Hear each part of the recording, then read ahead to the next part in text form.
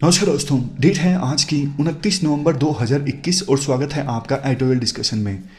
आज हिंदू के तो देखो दो इश्यूज हम डिस्कस करेंगे, एक कश्मीरी यूथ के डी रेडिकलाइजेशन से संबंधित और दूसरा जो कोरोना वायरस का नया वेरिएंट है ओमिक्रॉन, इससे संबंधित।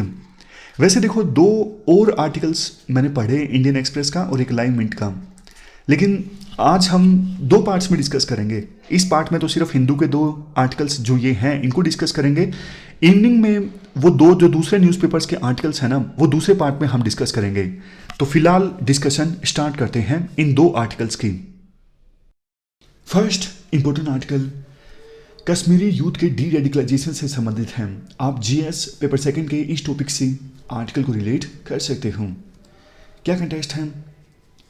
देखो, वैसे तो आज़ादी के बाद से ही रह रहकर कश्मीर से इंडिया से अलग होने की जो डिमांड है वो कुछ सेक्शंस के द्वारा उठाई जाती रही है, लेकिन आतंकवादियों ने हथियार उठाए, यानी मिलिटेंसी आई कश्मीर में 90s में, और अभी भी मिलिटेंसी जो है वो बरकरार है।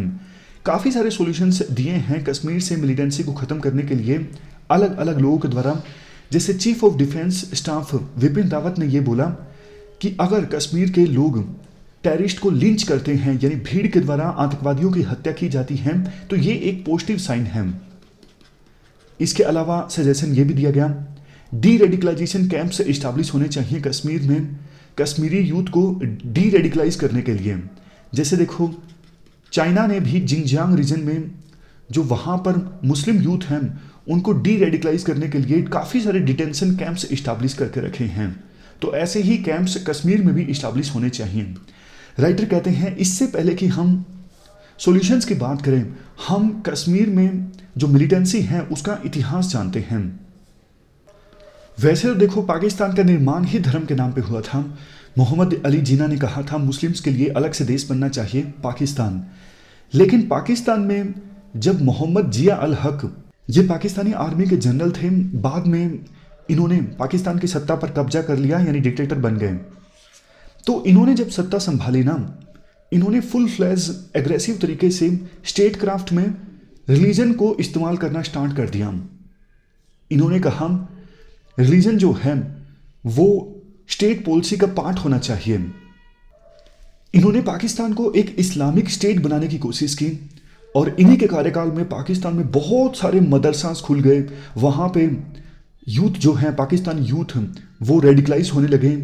और देखो, इन्हीं के कार्यकाल में उस समय चूंकि अफगानिस्तान में यूएसएसआर ने अपनी आर्मी भेजी थी, तो उसके अगेंस्ट में पाकिस्तान में बहुत सारे छोटे छोटे ग्रुप्स बने जो जिहाद के नाम पे, जिनको काम दिया गया था कि आप यूएसएसआर के खिलाफ लड़ो अफगानिस्तान में। और जब उनका काम खत्म हो गया, ऐसे रेडिकलाइज्ड यूथ को बाद में पाकिस्तान के द्वारा कश्मीर में भेजा गया, और कश्मीर में 90s में इंसर्जेंसी स्टार्ट हो गई।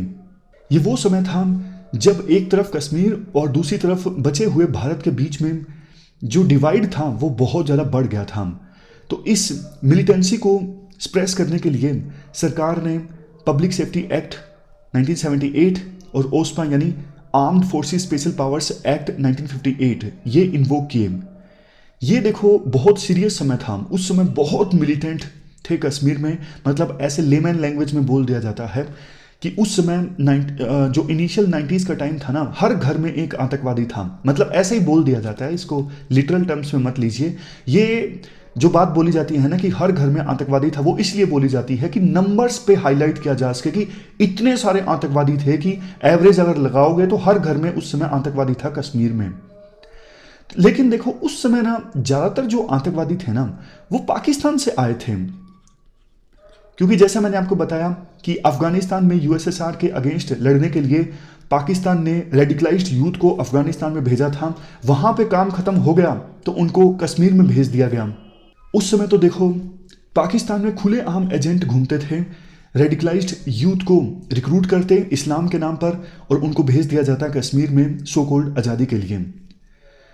तो 1990s से कश्मीर में मिलिटेंसी इंक्रीज होना स्टार्ट हो गई, और बहुत सारे जो कश्मीरी फैमिलीज़ हैं उन्होंने भी अपने सन्स को, बेटों को भेजा पाकिस्तान में ट्रेनिंग के लिए, क्योंकि उनको भी बहुत सारी धमकियां मिल रही थी कि आप भी इसमें पार्टिसिपेट कीजिए, आप भी अपनी फैमिली से कोई मेंबर भेजिए। तो धमकियों के चलते बहुत सारी जो लोकल कश्मीरी फैमिलीज़ हैं उन्होंने भी अपने किसी न किसी फैमिली मेंबर को, बेटों को भेजा पाकिस्तान में ट्रेनिंग करने के लिए। वो पाकिस्तान से ट्रेनिंग करके वापस आए और कश्मीर में मिलिटेंसी में शामिल हो गए। उस समय लंबे समय तक जम्मू एंड कश्मीर में गवर्नर रूल रहा, यानी डेमोक्रेसी नहीं रही। जब देखो डेमोक्रेसी नहीं होती ना, तो लोगों में जो एलिनेशन है, नाराजगी है, गुस्सा है, वो और भी ज़्यादा बढ़ जाता है। और जब इलेक्शंस हुए जम्मू एंड कश्मीर में, तो उस समय सेम अब्दुल्ला फैमिली और मुफ्ती फैमिली, इनका रूल रहा। ये लोगों की एस्पायरेशंस को पूरा नहीं कर सके। राइटर कहते हैं इसके बाद सही मायने में कश्मीर में होम ग्रोन मिलिटेंसी स्टार्ट हुई 2008 के प्रोटेस्ट के दौरान। स्टेट इलेक्शंस थे उस समय। स्टेट इलेक्शंस के अगेंस्ट जो प्रोटेस्ट हुए थे ना, और उसके बाद 2010 में इंडियन आर्मी के द्वारा 3 घुसपैठियों को मारा गया था। तो उसके बाद कश्मीर में सही मायनों में होम ग्रोन मिलिटेंसी का प्रारंभ हुआ। ऑल पार्टीज हुर्रियत कॉन्फ्रेंस, इन्होंने वायलेंट प्रोटेस्ट का आह्वान किया, जिसकी वजह से कश्मीर में राइट्स हुए, गवर्नमेंट व्हीकल्स को जलाया गया और स्टोन पेल्टिंग भी स्टार्ट हो गई। स्टोन पेल्टिंग यानी कि पत्थरबाजी। तो इस होम ग्रोन मिलिटेंसी के स्टार्ट होने के बाद ना आर्मी, सेंट्रल आर्म्ड फोर्सेस और जम्मू एंड कश्मीर पुलिस, इनके खिलाफ ना ट्विन चैलेंजेस आ गए। अब देखो, एक तरफ वो टेररिस्ट जो पाकिस्तान से आए हैं उनको अलग तरह से ट्रीट करना पड़ता था, दूसरी तरफ कश्मीरी यूथ जिन्होंने हथियार उठा लिए हैं वो तो इंडिया के सिटीजन्स हैं, तो सारे रूल्स, सारे लॉज उन पर एप्लीकेबल होते हैं, तो उनको अलग ढंग से ट्रीट करना पड़ता है। उनको बाकायदा एनकाउंटर से पहले आह्वान किया जाता है कि आपको मौका दिया जाता है, हथियार गिरा दीजिए। क्योंकि देखो, कोई भी मतलब लोकल मिलिटेंट मारा जाता है ना, तो नाराजगी और ज़्यादा बढ़ती है, एलिनेशन बढ़ता है। जनाजे में बहुत सारे लोग शामिल होते हैं उस आतंकवादी के, तो और ज़्यादा यूथ जो हैं वो रेडिकलाइज होते हैं, और जो मिलिटेंट मारा गया है उसे ग्लोरीफाई किया जाता है कि उसकी शहादत हुई है। तो इस वजह से सरकार, फोर्सेस बिल्कुल नहीं चाहते कि जो लोकल कश्मीरी यूथ हैं वो मिलिटेंसी में शामिल हों, तो उनको इसीलिए पूरा मौका दिया जाता है। उनके लिए जो एंगेजमेंट की टर्म्स हैं वो डिफरेंट रहती हैं। इसके बाद क्या हुआ, देखो, जब पत्थरबाजी की घटनाएं ज़्यादा हुई तो पत्थरबाजी की घटनाएं में जाहिर तौर पर सरकार ने रिस्पॉन्स किया, मतलब फोर्सेस ने रिस्पॉन्स किया पैलेट गन से, और पैलेट गन्स के इस्तेमाल की वजह से प्रोटेस्टर्स को काफ़ी सारी इंजरीज भी हुई, आई इंजरीज। इसके अलावा कई डिसेबल हो गए। अब यहाँ पे संख्या भी दी हुई है, संख्या याद रखने की आवश्यकता नहीं है। तो इसके बाद मुफ्ती गवर्नमेंट ये कहती है जनवरी 2018 में 6221 जो लोग हैं वो पैलेट गन के इस्तेमाल से घायल हुए हैं।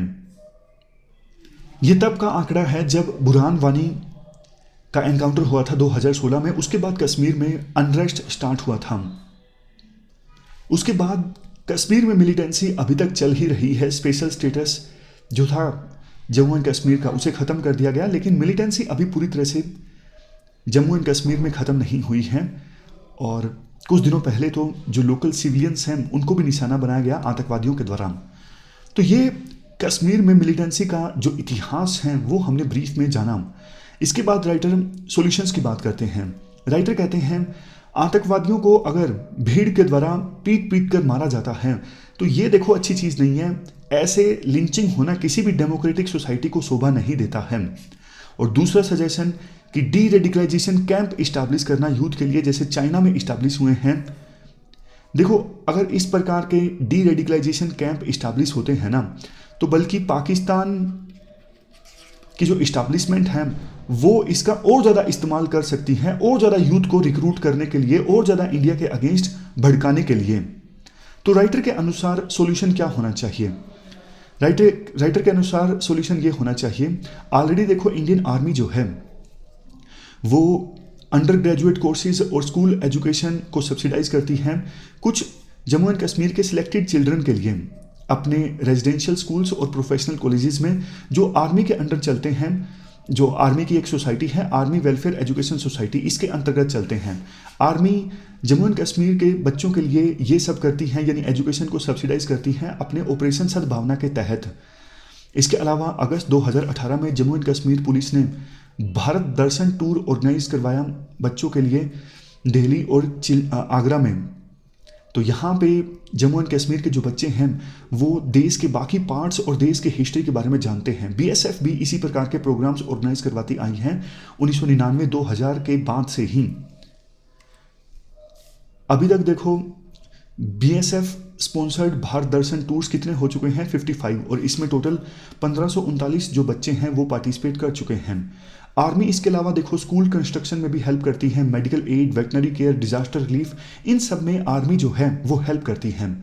बट देखो ये सारे जो स्टेप्स हैं ना वो नाकाफ़ी साबित हुए हैं डी रेडिकलाइजेशन को रोकने के लिए, क्योंकि इन प्रोग्राम्स में ज़्यादातर जो बच्चे पार्टिसिपेट करते हैं ना वो मिलिटेंसी वाले एरिया से नहीं होते, वो उन एरिया से होते हैं जहाँ पर रिलेटिवली पीस होती है।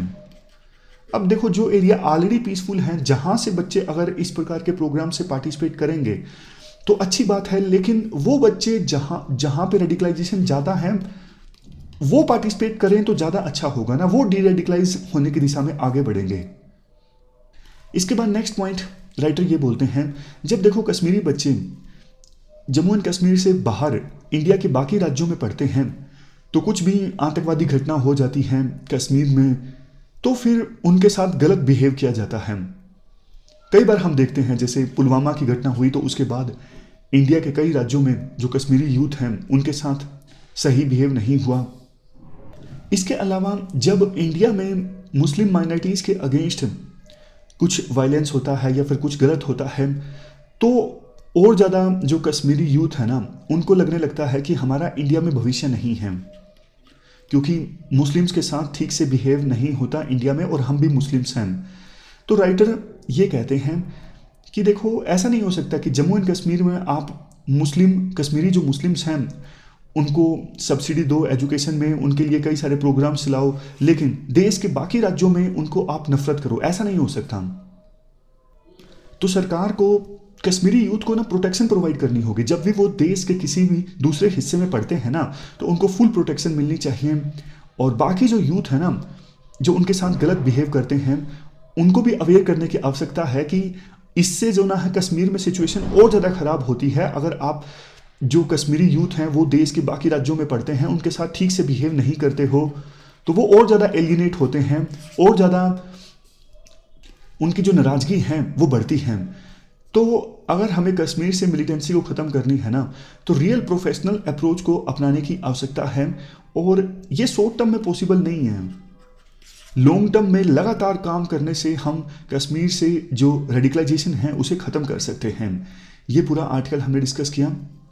नरेश चंद जो आर्मी वेटरन हैं उन्होंने ये आर्टिकल लिखा था। चलते हैं आगे। इसके बाद नेक्स्ट आर्टिकल कोरोना के नए वेरिएंट ओमिक्रॉन से संबंधित हैं। आप जीएस पेपर सेकंड के इस टॉपिक से आर्टिकल को रिलेट कर सकते हो। देखो इंडिया में ना कोविड-19 के केसेस धीरे धीरे बहुत कम हो रहे थे, और फेस्टिव सीजन के बाद भी इंडिया में कोविड-19 के केसेस बढ़े नहीं, तो इसका मतलब ये था कि सब कुछ नॉर्मलसी की तरफ आगे बढ़ रहा था। लेकिन इसी बीच खबर आई कि साउथ अफ्रीका समेत अफ्रीका के कुछ दूसरे कंट्रीज़ में कोरोना का एक नया जो वेरिएंट है जिसका नाम है ओमिक्रॉन वो काफ़ी तेज़ी से बढ़ रहा है। राइटर बेसिक्स से शुरुआत करते हैं और बोलते हैं कि इंडिया में देखो केसेस कम होने के दो रीजन्स हैं मेनली। एक तो जो इंडिया में सीरो प्रिवलेंस स्टडीज़ है ना, ये जो सीरो प्रिवलेंस स्टडीज़ ये पता करती हैं कि इंडिया में कितने लोगों में एंटीबॉडीज़ हैं कोविड-19 के वायरस के अगेंस्ट। तो ये स्टडीज़ बताती हैं कि हमारे देश में ज़्यादातर जो लोग हैं ना, मतलब भारत की पॉपुलेशन में लार्ज पॉपुलेशन ऐसी हैं जिनको ऑलरेडी इन्फेक्शन हो चुका है। अब जिनको हो चुका है उनके अंदर तो एंटीबॉडीज़ बन चुके हैं ना, तो उनके अंदर तो प्रोटेक्शन मौजूद है वायरस के अगेंस्ट। और सेकंड रीज़न ये है वैक्सीनेशन काफ़ी तेज़ी से हुआ है इंडिया में।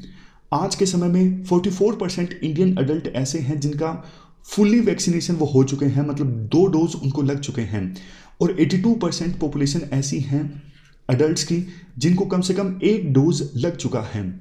साइंटिस्ट ये बोलते हैं अगर देखो किसी को इन्फेक्शन हुआ है और उसके बाद उसे 2 डोज वैक्सीन के लगे हैं, तो वो मतलब ज़्यादा सिक्योर है एज कंपेरिजन टू वो पर्सन जिसे इन्फेक्शन नहीं हुआ है, सिर्फ वैक्सीनेशन हुआ है।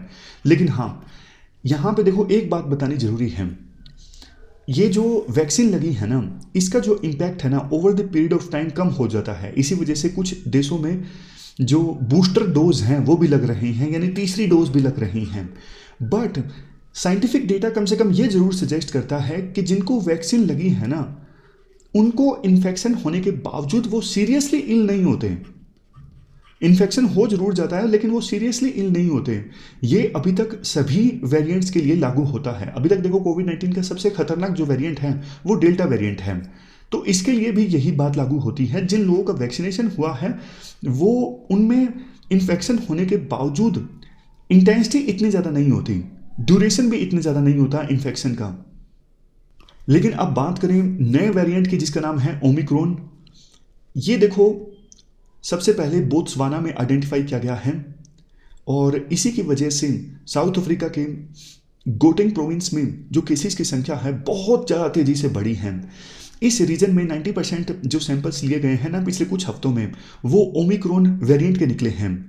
इस नए वेरिएंट में ना ओमिक्रॉन में काफ़ी सारी म्यूटेशंस हैं। म्यूटेशन मतलब आपको पता है वायरस जो है वो अपने आप को समय समय के अनुसार बदल लेता है ताकि वो ज़्यादा इफेक्टिव ढंग से अटैक कर सके ह्यूमन बॉडी के अगेंस्ट। इसे बोलते हैं म्यूटेशन।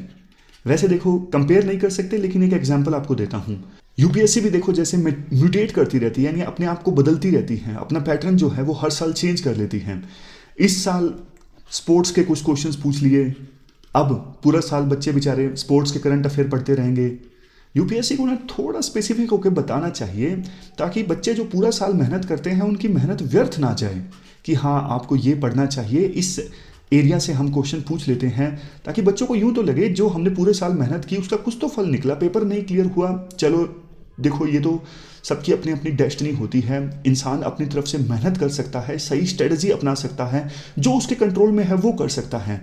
लेकिन पूरा साल पढ़ा कुछ, अब क्वेश्चन अनएक्सपेक्टेड ढंग से कुछ पूछ लिए, इसे देखो मतलब मैं तो कम से कम यूपीएससी की बहादुरी नहीं मानता हूँ। कुछ लोग बोलते हैं यूपीएससी चकमा दे देती है लोगों को, यूपीएससी ये कर देती है, मुझे तो बेवकूफ़ी लगती है। आपको चाहे इसे यूपीएससी की बहादुरी लगे तो आप मान सकते हो। मुझे लगता है कि इतने लोग बेचारे मेहनत करते हैं, उनका टाइम वेस्ट नहीं होना चाहिए, उनको स्पेसिफिक ढंग से बताना चाहिए, सिलेबस भी क्लियरली डिफाइन करना चाहिए, डिमार्केट करना चाहिए। खैर इस मुद्दे पर कभी और डिस्कशन करेंगे। हाँ, तो बात कर रहे थे जैसे देखो यूपीएससी म्यूटेट करती रहती है, हर साल पैटर्न में कुछ ना कुछ बदलाव करती रहती है, तो उसी प्रकार से वायरस ना अपने आप को बदलता रहता है ताकि बेहतर ढंग से ह्यूमन बॉडी के ऊपर अटैक कर सके। उसी प्रकार से काफ़ी सारे म्यूटेशंस के बाद ये ओमिक्रॉन जो वेरिएंट है वो निकल के आया है। अब सीरियस कंसर्न देखो ये है, इंडिया में जो लोगों में इम्यूनिटी डेवलप हुई, चाहे वो इन्फेक्शन की वजह से हुई या फिर वैक्सीन की वजह से हुई, उस इम्यूनिटी को इवेड कर सकता है ये ओमिक्रॉन वेरिएंट। ये डर है कहीं ऐसा ना हो कि जो इम्यूनिटी इंडिया के लोगों में आई है उसका असर ही ना हो इस वेरिएंट पे और फिर से कोविड-19 का इन्फेक्शन हो जाए। तो WHO ने इस वेरिएंट को वेरिएंट ऑफ कंसर्न की कैटेगरी में डाला है। चिंता की बात देखो एक ये भी है कि इस नए वेरिएंट के केसेस ना बहुत ज़्यादा तेज़ी से बढ़े हैं। तो मतलब अभी तक सबसे खतरनाक कोविड-19 का जो वेरिएंट है वो डेल्टा वेरिएंट माना जाता था, और कहा यह जा रहा है कुछ एक्सपर्ट्स के द्वारा ये डेल्टा वेरिएंट को भी पीछे छोड़ सकता है। तो इसकी वजह से जो केसेस जो हैं वो आने वाले समय में ज़्यादा सामने आ सकते हैं। वैसे तो अभी अफ्रीकन रीजन से जो लोग सामने आ रहे हैं उनके ऊपर ट्रैवल रिस्ट्रिक्शंस लगाई गई हैं, लेकिन देखो ट्रैवल रिस्ट्रिक्शंस लगाना इससे सिर्फ एक टेम्परेरी रिलीफ मिलता है, टाइम मिल जाता है। आप रोक नहीं सकते बॉर्डर क्रॉस करने से किसी को, और कॉन्टैक्ट ट्रेसिंग उतनी इफेक्टिव लंबे समय तक हो भी नहीं पाती। तो आज नहीं तो कल ये इस वेरिएंट के जो केसेस हैं वो दूसरे देशों में भी देखने को मिलेंगे। इसलिए WHO समेत विभिन्न देशों की जो हेल्थ बॉडीज हैं उनको तैयार रहना चाहिए। तो ये पूरा आर्टिकल हमने डिस्कस किया नए वेरिएंट से संबंधित। हमारी आज की इस डिस्कशन में इतना ही है। आज हमने 2 इश्यूज को डिटेल से डिस्कस किया। Thank you very much for discussion.